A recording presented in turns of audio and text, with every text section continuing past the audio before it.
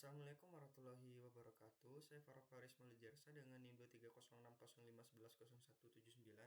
Di sini saya akan mempresentasikan rancangan sistem politika AI guna untuk menyelesaikan tugas akhir eh, rekayasa perangkat lunak praktikum.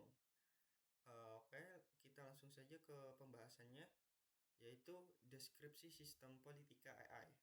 Di mana politika AI ini adalah sebuah sistem informasi partai politik yang berbasis artificial intelligence yang dirancang untuk mendukung operasional partai politik secara modern dan berbasis data. Sistem ini bertujuan meningkatkan transparansi, akuntabilitas, dan efektivitas partai dalam menjalankan strategi politik, komunikasi massa, serta manajemen anggota dan kader. Nah, di sini tujuan utamanya yaitu membantu partai politik dalam pengambilan keputusan yang berbasis data dan kemudian meningkatkan efektivitas komunikasi dengan konstituen serta mengelola sumber daya secara efisien. Nah, untuk integrasi teknologinya, jadi sistem politika AI ini sudah berintegrasi dengan 3 pilar teknologi utama untuk mencapai tujuan transparansi, akuntabilitas, dan efektivitasnya. Jadi yang pertama yaitu kecerdasan buatan atau artificial intelligence, di mana menjadi fondasi untuk melakukan analisis dalam mendalam terhadap berbagai data yang memungkinkan untuk menghasilkan prediksi yang akurat dan memberikan rekomendasi strategis yang relevan. Nah, selanjutnya yaitu big data, dimaksudkan untuk mengelola volume informasi yang masif dan beragam, berasal dari berbagai sumber seperti opini publik, aktivitas kampanye, dan catatan keuangan, sehingga semua data dapat diolah secara efisien. Yang terakhir yaitu blockchain. Jadi di blockchain ini diimplementasikan untuk memastikan integritas dan keamanan data, terutama pada catatan-catatan krusial seperti transaksi keuangan dan hasil pemungutan suara, sehingga menjamin transparansi dan akuntabilitas yang tinggi. Nah, di sini selanjutnya yaitu fitur dan fungsionalitas politika AI, di mana yang pertama yaitu pengelolaan anggota yang memungkinkan pendaftaran dan manajemen data anggota partai secara terpusat. Fungsionalitasnya termasuk pengelolaan informasi kontak dan riwayat partisipasi anggota.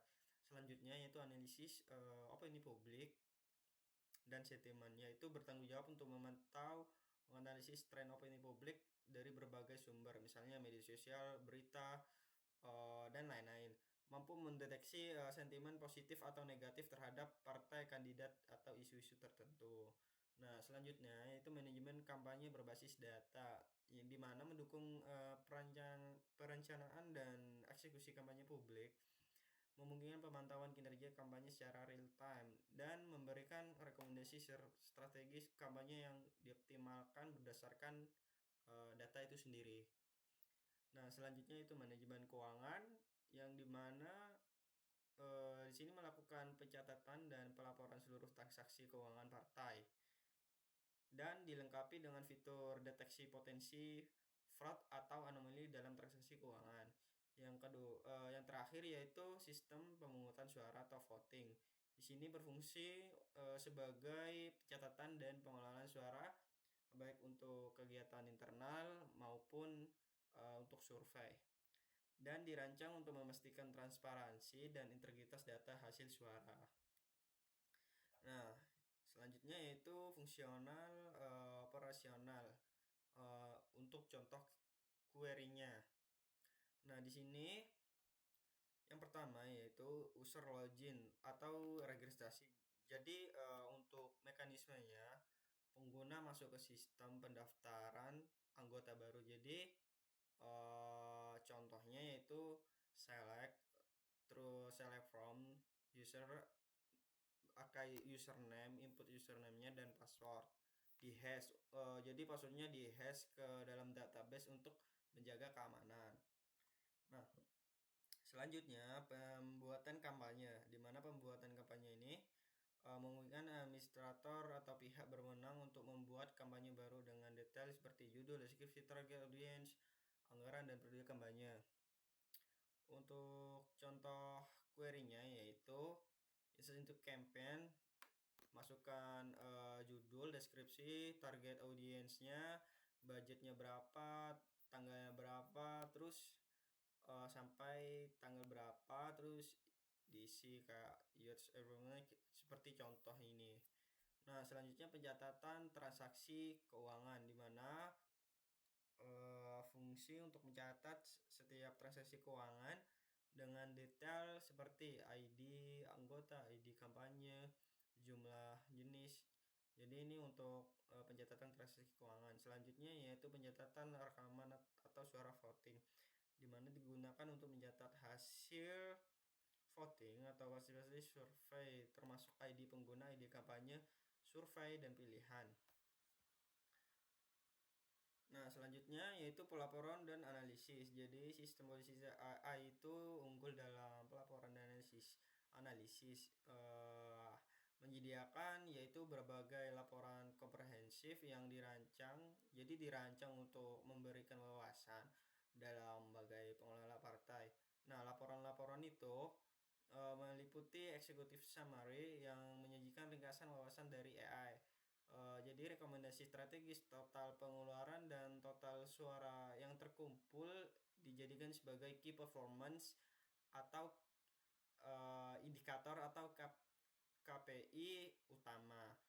Nah, selain itu terdapat laporan keanggotaan yang merinci pertumbuhan, segmentasi, dan demografi anggota partai, serta analisis kampanye dan efektivitas media sosial untuk mengevaluasi kinerja kampanye dan dampaknya pada platform digital.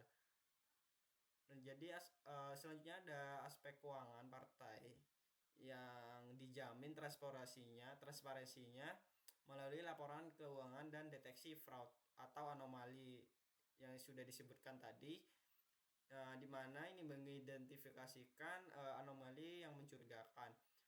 Yang terakhir adalah sistem menyediakan analisis sentimen dan tren opini publik untuk memberikan pemahaman komprehensif mengenal bagaimana partai dipersepsikan oleh publik dan tren opini yang sedang berkembang. Nah, selanjutnya kita pergi ke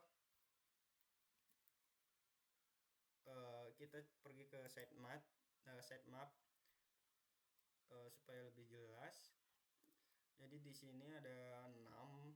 Jadi ada dashboard utama. Dashboard utamanya itu ada kalau nggak salah ada 6. Jadi dashboard utamanya itu sebenarnya dashboard utamanya ada 6. Di sini saya masukkan supaya lebih rinci saja.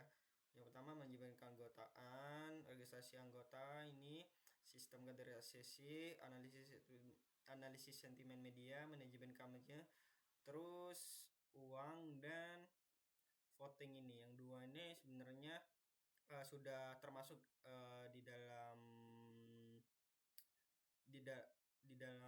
kalau nggak salah ini manajemen publik nih masuk ke dalam analisis juga, dan pemetaan elektoral ini juga masuk ke dalam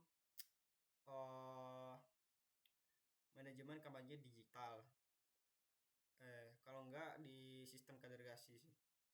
Selanjutnya kita pergi ke antarmuka. Sebentar. Nah, kita langsung saja pergi ke antarmuka. Di sini diagram BPPN-nya.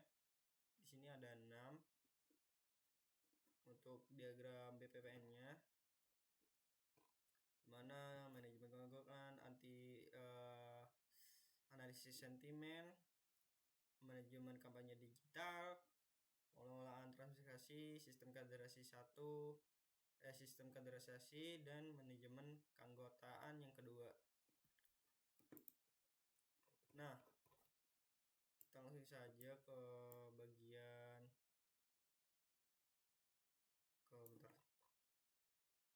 ini desain proses. Kita langsung saja ke bagian antarmuka yang terakhir, yaitu di sini ini halaman utama, yaitu ini ketika kita membuka aplikasinya, kita diarahkan ke dalam kita diarahkan kok kembali. Kita diarahkan ke dalam kita diarahkan ke dalam register. Ini dia. Kita diarahkan ke dalam ketika kita membuka aplikasinya akan muncul sebuah logo Politika AI, dan kita diarahkan sebagai user, kita ini sebagai user untuk verifikasi untuk menjadi anggota. Selanjutnya di sini ada halaman registrasi dan homepage, di mana registrasi ini kita terdapat beberapa inputan, yaitu nama, nik, alamat, dan foto KTP. Nah, di mana halaman berandai setelah kita registrasi akan muncul beranda seperti ini: profil anggota, kampanye digital. Sebenarnya maksudnya yaitu walaupun maksudnya setelah kita registrasi akan muncul sebuah dashboard atau halaman beranda seperti ini. Nah, selanjutnya yang ketiga yaitu halaman kampanye dan analisis sentimen, di mana kampanye digital terdapat jenis kegiatan, tanggal, kontribusi, dan foto kontribusi yaitu sebagai buktinya. Nah, yang selanjutnya yaitu analisis sentimen media, di mana analisis sentimen media ini terdapat sebuah input juga kayak seperti SS-an nanti, di mana AI-nya itu menganalisis jadi di mana menganalisis dan memasukkan ke dalam opini masyarakat ini, lalu AI-nya menganalisis keluar sebuah grafik yaitu sebagai tren sentimen media sosial. Nah, selanjutnya yang terakhir yaitu halaman keuangan dan halaman voting, di mana halaman keuangan ini menampilkan struk transaksi sebagai inputan untuk kita untuk user menginput sebuah struk, dan terdapat verifikasi, di mana verifikasi ini yang dilakukan oleh AI yang sudah saya sebutkan tadi untuk mengecek apakah ada anomali atau pemalsuan transaksi. Dan setelah itu jika transaksi tidak ada anomali, maka langsung dilanjutkan dengan menampilkan sebuah tabel atau hasil dari transaksi tersebut. Nah, selanjutnya yaitu voting, di mana voting ini menampilkan sebuah vote internal maupun apa tadi lupa. Intinya di sini ada sebuah voting, di mana nama-nama ini nanti akan ada muncul voting, di mana voting ini bila ada sebuah kegiatan, dan nanti user akan bisa memilih antara Roji, Faruk, dan Fahmi ini. Jadi nanti setelah voting itu akan muncul sebuah grafik, di mana grafik ini sebagai yang sudah dijelaskan tadi sebagai fitur untuk lebih transparan. Dan yang terakhir yaitu halaman kader dan profil. Profil ini setelah kita registrasi akan muncul halaman profil. Nah, di mana halaman profil ini menampilkan sebuah nama, domisili, dan level, di mana level-level ini nanti ditentukan oleh sebuah kontribusi kader. Jadi seumpama kontribusinya tuh nilai kontribusinya tuh 300, maka per level tuh seumpama 100. Nah, dimana jika